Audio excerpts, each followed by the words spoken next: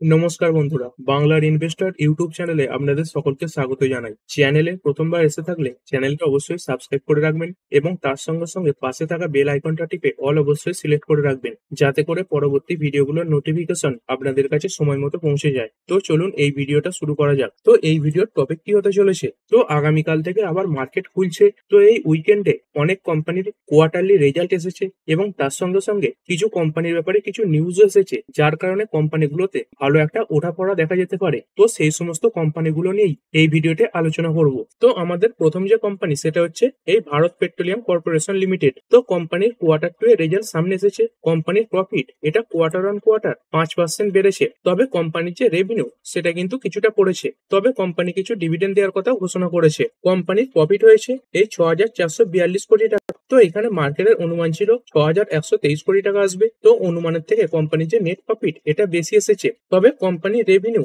যেটা এসেছে 1.04 লাখ কোটি টাকা, সেখানে কিন্তু মার্কেটের অনুমান ছিল এটা আসবে 1.12 লাখ কোটি। মানে নেট প্রফিটের দিক থেকে মার্কেটের অনুমানকে তো বিট করেছে, কিন্তু এই রেভিনিউ এর দিক থেকে মার্কেটের অনুমানের কাছে কিন্তু যেতে পারেনি। এবং এরই সঙ্গে সঙ্গে কোম্পানি এক একটা শেয়ার পিছু এই 7.5 টাকা করে ডিভিডেন্ড দেওয়ার কথা ঘোষণা করেছে। এর পরের কোম্পানি এই আরবান কোম্পানি, যেটা মার্কেটে রিসেন্টলি লিস্ট হয়েছে। তো এই কোম্পানিরও রেজাল্ট এসেছে। যদি কোম্পানির সেলস দেখেন, এটা তো বেড়েছে এই 558 কোটি থেকে বেড়ে হয়েছে 747 কোটি এবং কোয়ার্টারলিও বেশি। কিন্তু বাকি যে ডেটাগুলো দেখতে পাচ্ছেন সব কিন্তু মাইনাসে চলে এসেছে। তো এগুলো স্টার্ট আপ টাইপের কোম্পানি হয়। প্রথম দিকে কোম্পানি তাদের যে সেলস সেটা বাড়াবার চেষ্টা করে এবং পরবর্তীকালে কোম্পানি কি করে, তাদের যে সার্ভিস তার চার্জ বাড়িয়ে দেয় এবং সেইখান থেকে কোম্পানি প্রফিটেবল হয়। তো দেখতে পাচ্ছেন যেহেতু স্টার্ট আপ কোম্পানি, সেই কারণে এই সেলস বাড়লেও বাকি ডেটাগুলো কিন্তু পড়েছে। তারপরে কোম্পানির এবিটা দেখতে পাচ্ছেন, এটা -19 কোটি ছিল। তো সেখান থেকে এই যে লস বেড়েছে -92 কোটি। আর যদি নেট প্রফিটের কথা বলি, বর্তমানে তো লস মেকিং কোম্পানি রয়েছে। এর আগের বছর সেম কোয়ার্টারে এই 10 কোটির প্রফিট দেখিয়েছিল, সেখান থেকে কোম্পানি পুরোপুরি লসে চলে এসেছে। কোম্পানি 52 কোটির লস দেখিয়েছে। তো কনক্লুশন কি দাঁড়াচ্ছে, কোম্পানির যে সেলস, কোম্পানির ব্যবসা সেটা তো বাড়ছে, কিন্তু কোম্পানির খরচের কারণে এই যে নেট প্রফিট এটা কিন্তু পড়ছে। তো স্টার্ট আপ কোম্পানিগুলোতে এরকমই হয়। প্রথম দিকেও যদি দেখেন জোম্যাটো, তারপরে আরো অনেক যে কোম্পানি ছিল পেটিএম, এগুলোতেও কিন্তু এরকমই হতো। কোম্পানির সেলস গুলো ভালো থাকতো কিন্তু এই নেট প্রফিট এগুলো কিন্তু এই মাইনাসেই থাকতো, কারণ এসব কোম্পানি প্রথম দিকে তাদের যে সেলস সেটা বাড়াবার দিকেই নজর দেয়। এর পরের কোম্পানি সিডিএসএল। তো এটা শেয়ার মার্কেট ইনফ্রাস্ট্রাকচারের সঙ্গে যুক্ত একটি কোম্পানি। কোম্পানি যদি রেজাল্ট দেখেন, ইয়ার অন ইয়ার তো সবই খারাপ। সেলস এটা 1% ডাউন হয়েছে, এই 322 কোটি থেকে পড়ে হয়েছে 319 কোটি।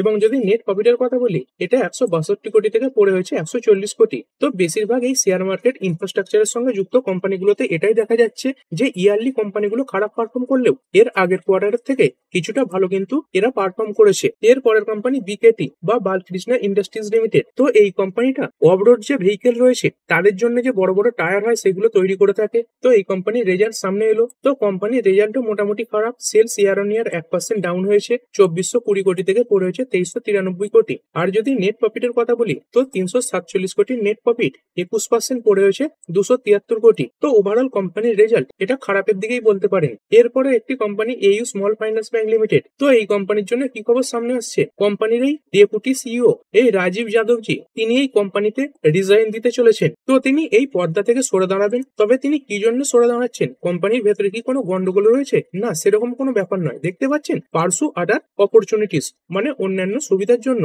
মানে অন্যান্য জায়গায় হয়তো বেশি ইনক্রিমেন্ট পাবেন, এই কোম্পানিটা থেকে সেরকম হয়তো ইনক্রিমেন্ট পাচ্ছেন না, সেই কারণে তিনি এই রিজাইন দিচ্ছেন। তো এই কোম্পানির জন্য এটা একটা ছোট খবর ছিল। এর পরের কোম্পানি স্ক্যাবলার ইন্ডিয়া লিমিটেড। তো কোম্পানির রেজাল্ট সামনে এসেছে।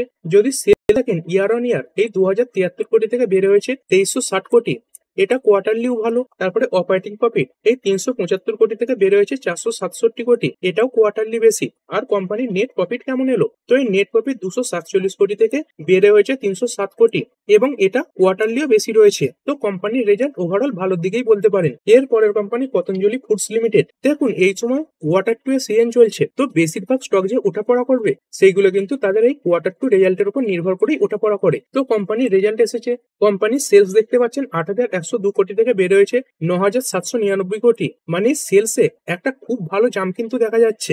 এটা কোয়ার্টারলিও বেশি। তারপরে অপারেটিং প্রফিট দেখতে পাচ্ছেন 463 কোটি থেকে বেড়েছে 552 কোটি, এটাও কোয়ার্টারলি বেশি। আর কোম্পানির নেট প্রফিট কেমন এলো? তো এই নেট প্রফিট 309 কোটি থেকে বেড়ে হয়েছে 517 কোটি এবং কোয়ার্টারলিও এটা অনেক বেশি রয়েছে। তো যদি দেখেন এই জিএসটি কাটের ফলে এফএমসিজি সেক্টরে কাজ করা কোম্পানিগুলো ভালো সুবিধা পাচ্ছে এবং সেদিক থেকে এই কোম্পানিগুলো ভালো রেভিনিউ এবং প্রফিট এগুলোও তৈরি করছে। তো যেমন এর আগের ভিডিওতে দেখতেই পেয়েছিলেন যে অটো কোম্পানিগুলো সেলস কিভাবে বেড়েছে, তো এই এফএমসিজি সেক্টরে কাজ করা কোম্পানিগুলোরও সেলস সেভাবেই কিন্তু বাড়বে। তো কোম্পানির রেজাল্ট কিন্তু খুবই ভালো। এরপরে এফএমসিজি সেক্টরে কাজ করা আরেকটি কোম্পানি এই গোদরেজ কনজিউমার প্রোডাক্ট লিমিটেড। তো কোম্পানির রেজাল্ট একবার দেখে নিই চলুন। এখানে দেখতে পাচ্ছেন কোম্পানির সেলস ইয়ার অন ইয়ার 4% বেড়েছে, এই 3666 কোটি থেকে বেড়ে হয়েছে 3825 কোটি, এটাও কোয়ার্টারলি বেশি। কিন্তু যদি নেট প্রফিট দেখেন এটা ইয়ারলি 3% পড়েছে, 491 কোটি থেকে পড়ে হয়েছে 459 কোটি, তবে এটা কোয়ার্টারলি কিছুটা বেশি এসেছে। তো একটা অ্যাভারেজ নাম্বার এই কোম্পানি দেখিয়েছে,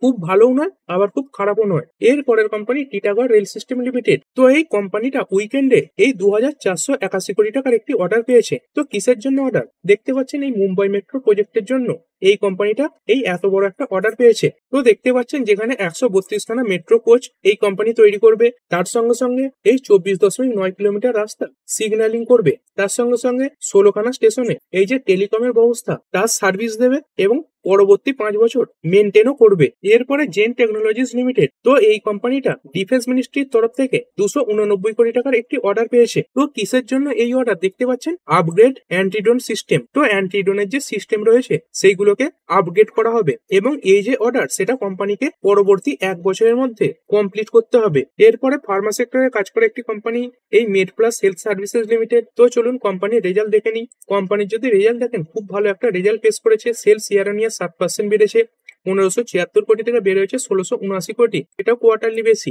এবিটা 124 কোটি থেকে বের হয়েছে 149 কোটি, এটাও কোয়ার্টারলি বেশি এসেছে। আর নেট প্রফিট তো দেখতেই পাচ্ছেন এই 38.7 কোটি থেকে 43% বেড়ে হয়েছে 55.5 কোটি এবং এটা কোয়ার্টারলিও অনেকটাই বেড়েছে। এর পরের কোম্পানি এনসিসি লিমিটেড। তো এই কোম্পানিটা উইকেন্ডে 710 কোটি টাকার একটা নতুন কন্ট্রাক্ট পেয়েছে। দেখতে পাচ্ছেন এই বিল্ডিং এবং ট্রান্সপোর্ট ডিভিশনের জন্য এই 710 কোটি টাকার অর্ডারটা দেওয়া হয়েছে। এরপরে এফএমসিজি সেক্টরে কাজ করে একটি কোম্পানি হিন্দুস্তান ইউনিলিভার লিমিটেড। তো এই কোম্পানির একটা আর্ম রয়েছে বা সাবসিডিয়ারি বলতে পারেন, তারা কিন্তু একটা 1986 কোটি টাকা ট্যাক্স ডিমান্ড নোটিশ পেয়েছে, মানে যেটা কোম্পানিকে কিন্তু পেমেন্ট করতে হবে। তবে কোম্পানি এক্ষুনি কিন্তু এটা পেমেন্ট করছে না, কোম্পানি এর বিরুদ্ধে অন্যান্য জায়গায় অ্যাপিলও করবে এবং এই যে ট্যাক্স নোটিশটা এটাই ফাইন্যান্সিয়াল ইয়ার 2020-21 জন্য এই কোম্পানির কাছে পাঠানো হয়েছে।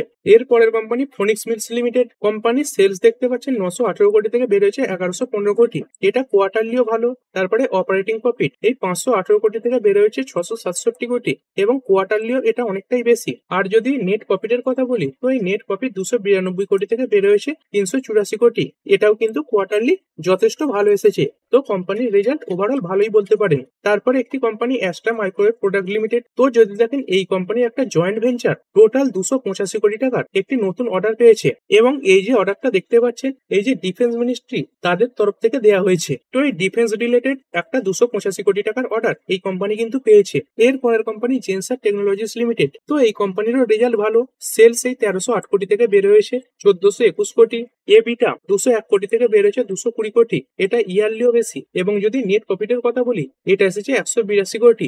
যদি কোয়ার্টারলি দেখেন এটা একদম মিউটেড নাম্বার, দেখতে পাচ্ছেন এর আগের কোয়ার্টারেও ছিল 182 কোটি, কিন্তু যদি ইয়ারলি দেখেন এটা কিন্তু 156 কোটি থেকে 17% বেড়েছে। তারপরে টাটা গ্রুপের একটি কোম্পানি টাটা কেমিক্যালস লিমিটেড। তো কোম্পানির রেজাল্ট ওভারঅল খারাপের দিকে এসেছে।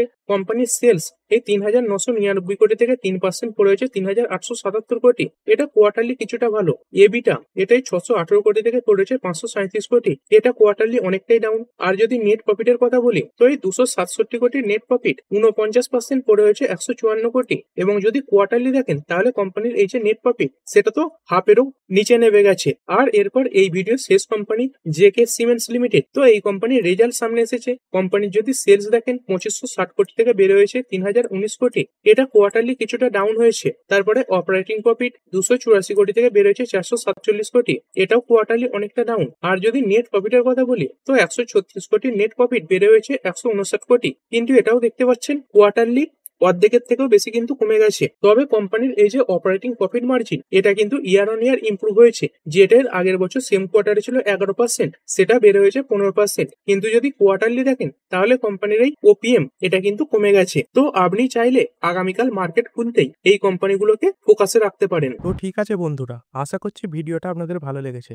আপনি চাইলে এটাকে লাইক এবং শেয়ার করতে পারেন। আর শেয়ার মার্কেট সংক্রান্ত ডেইলি নিউজ আপডেট পেতে চ্যানেলটা সাবস্ক্রাইব করে রাখবেন এবং পাশে থাকা বেল আইকনটি টিপে অল অবশ্যই সিলেক্ট করে রাখবেন, যাতে পরবর্তী ভিডিওর নোটিফিকেশন আপনার কাছে সময় মতো পৌঁছে যায়। আর হ্যাঁ, ভিডিওটি শুধুমাত্র ইনফরমেশন এবং এডুকেশনাল পারপাসের জন্য বানানো হয়েছে। আমি সেবি রেজিস্টার্ড নই, তাই কোনো প্রকার শেয়ারে কোনো প্রকার বাই, সেল, হোল্ড বা অ্যাভারেজ করার কোনো সিদ্ধান্ত নেওয়ার আগে আপনার যে ফাইন্যান্সিয়াল অ্যাডভাইজার আছে তার সঙ্গে অবশ্যই আলোচনা করবেন। দেখা হচ্ছে পরের ভিডিওতে। ধন্যবাদ।